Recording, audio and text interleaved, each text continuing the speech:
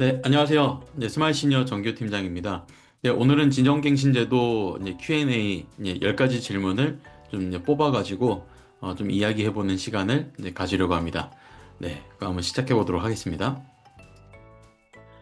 또 이런 질문이 있었습니다. 네, 지정제의 취지 및 기간 탈락이 있을까요? 라는 질문인데요. 이 지정갱신제도는요, 네, 장기요양기관의 이제 질 향상과 그리고 이제 기관의 운영의 역량 제고를 위해서 이미 지정되어 있는 이 장기요양기관의 운영 실태를 이제 정기적으로 계속 재평가하고 이를 통해서 이제 부실한 이제 운영을 하는 이런 기관의 이제 퇴출을 이제 유도하고 그리고 이제 우수한 기관 같은 경우에 계속 운영하게 하기 위한 그런 목적을 갖는 이제 제도라고 이제 생각하시면 되겠습니다.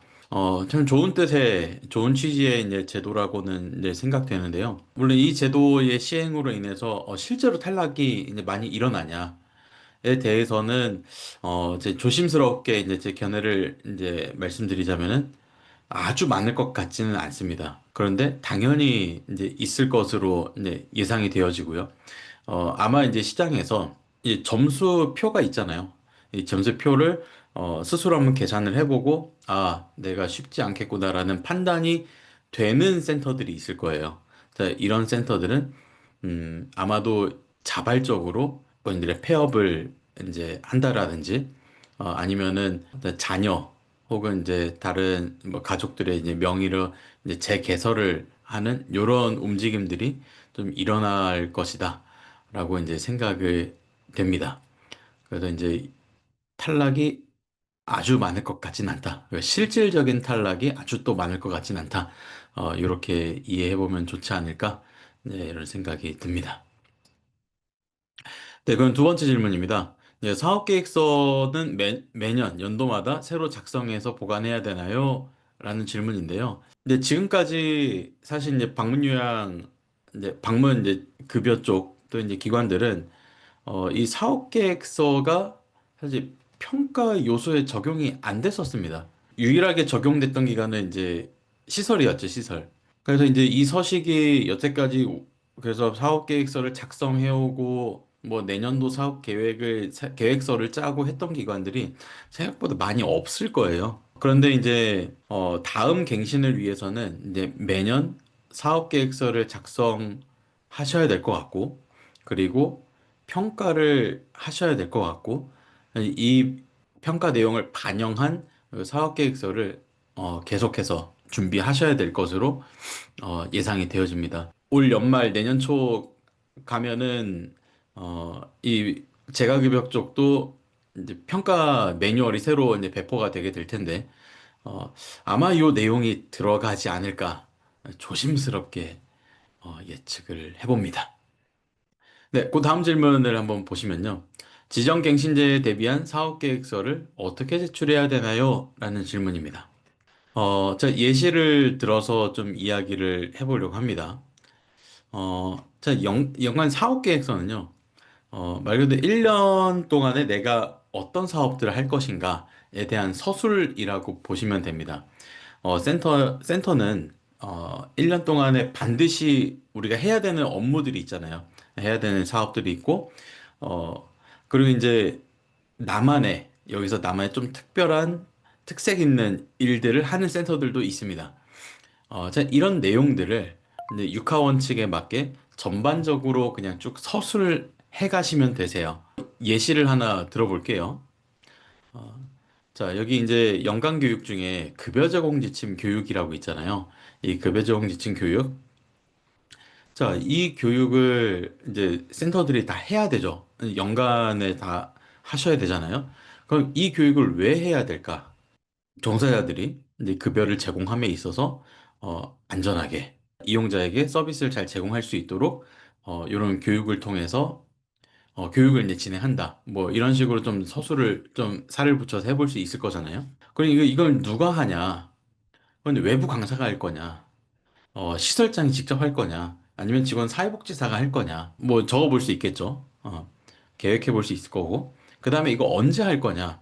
이 급여적 지침 교육을 뭐 이제 달별로 이제 끊어서 이번 달에는 이제 급여적 지침 교육의 일부, 뭐 2월 달에는 또 일부, 3월 달에는 일부, 뭐 이런 식으로 좀 계획을 나눠서 해볼 수도 있을 거고, 아니면 외부 강사를 초대해가지고 하는 경우에 몇 월 며칠, 몇 시부터 몇 시까지 뭐 이렇게 이제 계획을 해볼 수도 있겠죠.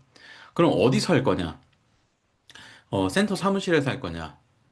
근데 센터 사무실에 좀 이제 공간이 여유가 좀 있는 곳이면 괜찮은데, 그렇지 않은 곳은 회의실이라든지 뭐 이런 걸 대관을 해가지고 뭐 하는 곳들도 있습니다. 이렇게 한번 해볼 계획을 해볼 수도 있겠죠. 그럼 이거 어떻게 할 거냐? 이 교육 교재를 통해서 할 거냐? 저희 뭐 급여 제공 지침 이제 센터에 비치돼 있는 요걸 통해서 할 거냐? 혹은 요즘에 보면은 뭐 유튜브 컨텐츠라든지 뭐 영상 컨텐츠들을 좀 가미해가지고 좀 쉽게 더 이해할 수 있도록 뭐 이렇게 해볼 거냐, 뭐 어떻게 할 것인가에 대한 이야기를 또 해볼 수 있겠죠. 자, 그러면 이 비용은 얼마나 들어갈 거냐? 뭐 대관료가 있을 수가 있겠고요. 그 다음에 이제 뭐 다과, 뭐 간식 비용, 뭐 이런 게 있을 수도 있겠죠. 혹은 뭐 책자를 제작한다거나 뭐 이렇게 되면은 또 인쇄 비용이 들어갈 수도 있겠고요. 뭐 이렇게 한번 계산을 해볼 수가 있을 거고. 참 기대 효과, 이걸 통해서 어떤 기대 효과를 갖게 되는지 또 서술해 볼 수 있을 거고요. 자, 이런 내용들을 제가 지금 급여 제공 지침 교육을 통해서 예시로 말씀드렸지만은 뭐 여러 가지 일들이 사실 센터가 있을 수 있죠. 직원 교육뿐만 아니라 뭐 지역사회 연계에 대한 부분이 될 수도 있고, 어, 직원 회의가 될 수도 있고, 뭐 여러 가지가 될 수 있겠죠. 자, 이런 것들은 표 혹은 이제 일정한 그 형식을 갖춰서 뭐 1번 이제 교육의 목적, 뭐 2번 강사, 뭐 이런 식으로 좀 이제 일정한 형식을 갖춰서 좀 서술을 좀 해볼 수도 있겠죠. 네, 참고하시면 좋을 것 같고요. 자, 그 다음 질문입니다. 2-1, 요거는 이제 그 지표에 대한 표현이죠. 이제 2-1, 여기 이제 평가 결과. 그러니까 기관 운영 반영 자료를 작성하는 게 좀 막막합니다. 저 어떻게 하면 좋을까요? 라는 질문인데요. 조금 전에 또 한번 말씀드렸듯이 센터에서 1년 동안 운영하는 여러 가지 이제 일들이 있습니다. 뭐 지역사회자원 연계가 될 수도 있고, 그다음에 직원 회의가 될 수도 있고, 뭐 사례 회의가 될 수도 있고, 뭐 이제 서비스, 이제 급여 제공하는 게 될 수도 있고, 그다음에 직원 복지 등등등 여러 가지 일들을 하죠. 여기서 근데 또 직원 교육을 또 한번 예를 들어서 말씀을 드려볼게요. 자, 여기 이제 23년도로 이제 가정해가지고 좀 서술을 해봤습니다. 23년도에 이런 사업 계획을 했어요. 이제 직원 교육 중에 법정 의무 교육 있잖아요. 이거를 자, 이제 온라인으로 수강하고 진행하고 자, 수료증을 11월까지 취합을 한다라고 이제 계획을 잡았어요.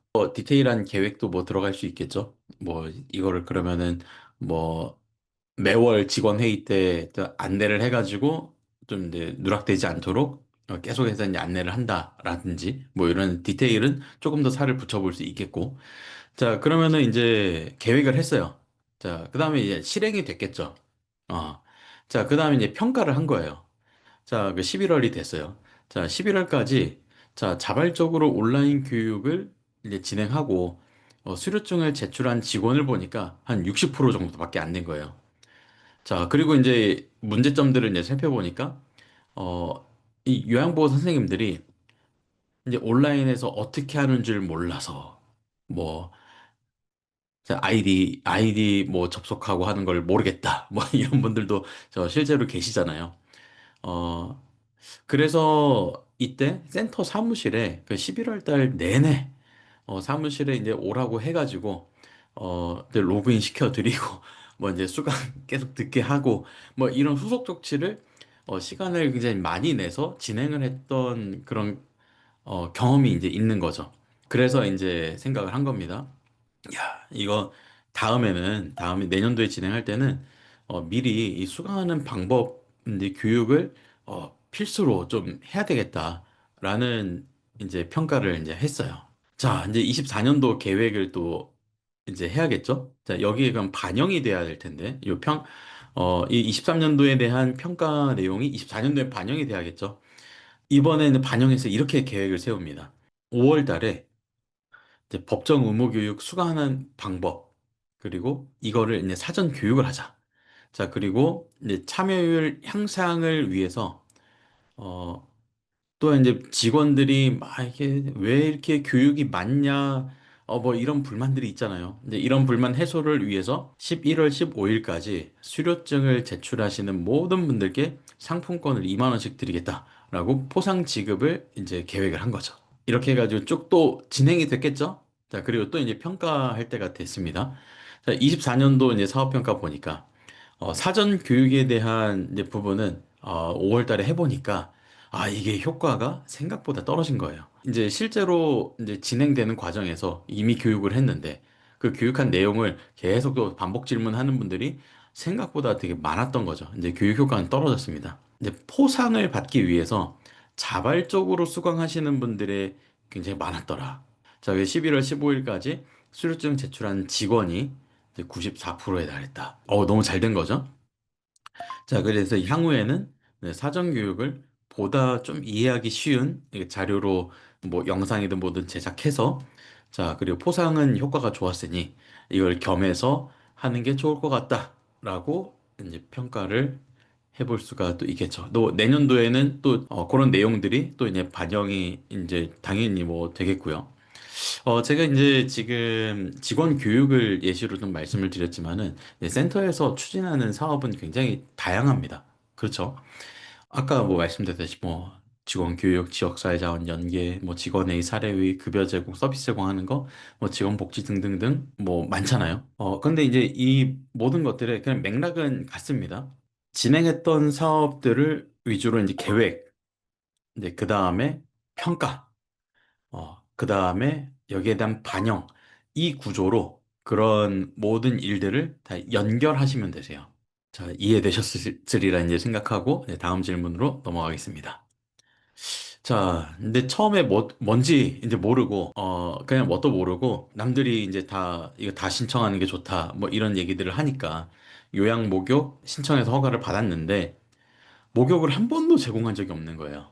자, 이번 갱신을 계기로 목욕 서비스를 폐업하는 게 맞는지요? 라는 질문입니다. 뭐 제 개인적인 그런 생각이기는 하지만은 저는 좀 조심스럽게 폐업 정리하는 거를 권장을 드립니다. 실제로 제공하실 생각이 없다면요. 왜 그러냐면은 이게 지금 지정 갱신을 받는데 내가 앞으로도 계속 할 생각이 없다.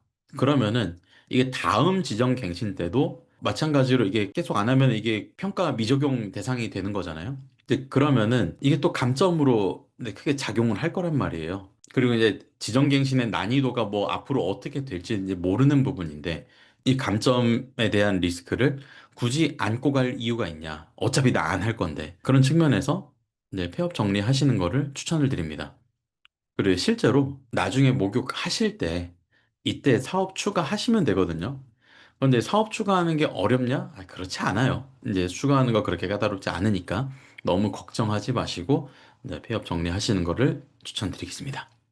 네, 다음 질문 보니까 기존 종사자들 매년 노인학대 범죄경력 조회를 해야 되나요? 라는 질문인데요. 이 이제 노인복지법 이제 제 39조, 이제 17, 네, 이제 14항 5조에 따라서 이제 취업할 때 노인학대 이제 범죄경력 조회를 다 하셨을 거예요. 안 하신 분 없으시죠? 네. 자, 근데 동법 근데 6호에 따르면은 관할 행정기관, 시군구죠. 네. 는 연 1회 이상 이걸 점검해서 확인을 해야 된다라는 내용이 있습니다. 자, 그래서 아마 기억을 더듬어 보시면요. 연 1회 시군구에서 이제 종사자들 이제 범죄 경력조회 이거 일괄 조회하겠습니다라는 그런 공문을 이제 받으신 적이 있을 거예요. 그래서 결론은 매년 이제 노인학대 범죄 경력조회 하는 거는 맞는데 내가 아니라 관할 행정기관이 한다라고 이제 알고 계시면 되겠습니다. 자, 다음 질문 보니까요. 네, 지정갱신 시점에 수급자 어르신이 적으면 지정갱신이 안 된다고 들었어요. 그게 가장 궁금합니다. 라고 질문 주셨는데요. 이거 가짜 뉴스예요. 아마 이런 것 때문에 이야기가 나오지 않았었을까라고 생각이 드는 게 뭐냐면은 이제 수급자가 3명 미만이면은 근데 평가 대상에 포함이 안 되거든요. 그래서 뭐 방문 목욕 뭐 이제 2명까지만 하고 뭐 이런 분들도 이제 계시잖아요.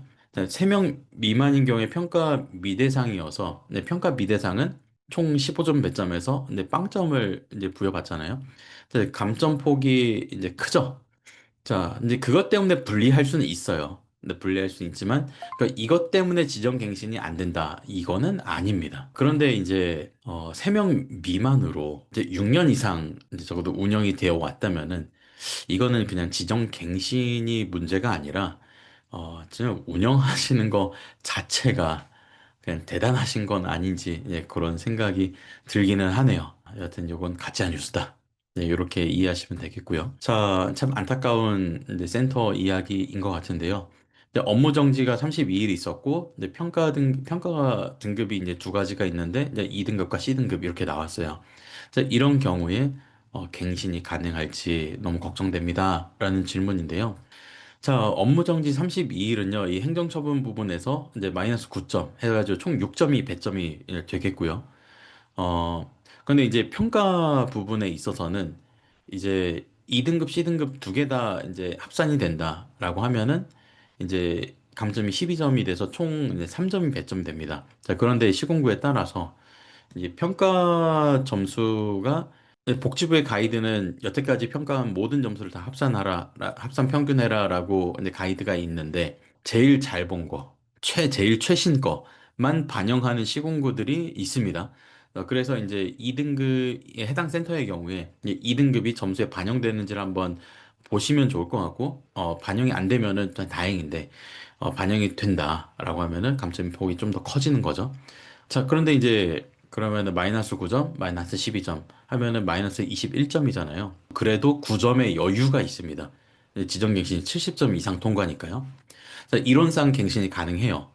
자, 그런데 서류 준비 및 심층 심사 대상일 겁니다. 그래서 이제 서류 준비하는 거.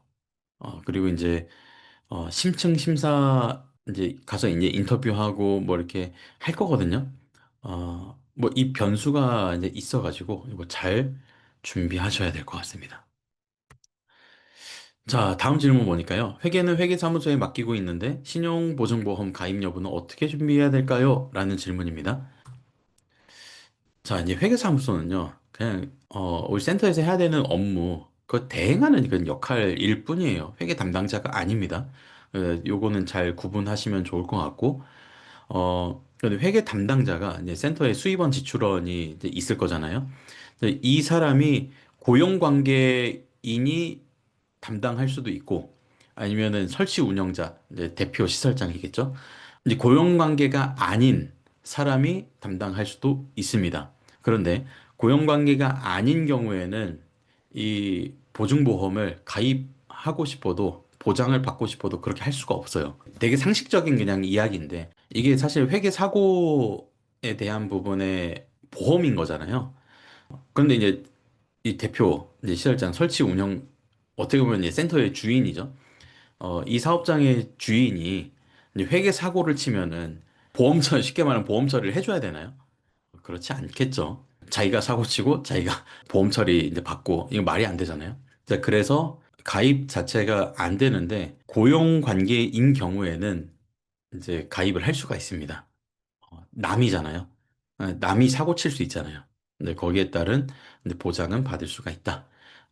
그래서 참고하시면 좋을 것 같고요. 그리고 간혹 이제 어떤 곳이라고 말씀은 안 드리겠지만은 대표 시설장인 경우에 이 보증보험 가입을 받는 곳이 있기는 있어요.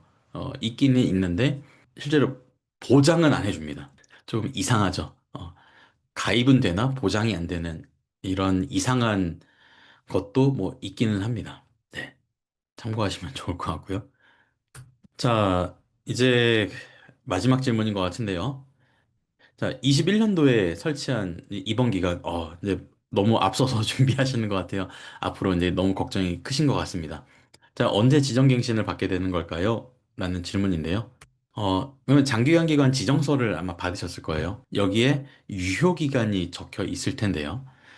이 유효기간을 보시면은 아마 2021년 그 오픈하신 지정 허가를 받은 그 날로부터 이제 6년간의 그 기한이 적혀 있을 겁니다. 자, 여기 이제 적혀 있는 그 종료일, 네, 180일 이전, 한 6개월 전 이전에 기관은 이제 갱신 대상입니다라는 안내를 시군구로부터 받을 거예요. 그러면 이제 그 안내에 따라서 이제 갱신 준비를 이제 하시면은 되겠습니다. 네, 오늘 이제 10가지 질문을 이제 뽑아가지고 한번 이야기를 해보는 시간을 마련했는데요. 여러분 이제 뭐 도움이 되셨으면 이제 좋겠고, 이제 지정 갱신을 이제 준비하는 과정에 있어서 나 조금 더 자세한 1대1 문의를 받고 싶다. 라고 하시면은 아래에 나와 있는 이제 번호로 전화 주시면은 저희가 친절하게 또 응대해 드리겠고, 이 댓글에 또 남겨주시면은 저희가 또 답변, 네, 달아드리고 이제 그렇게 하도록 하겠습니다. 네, 고생 많으셨습니다. 감사합니다.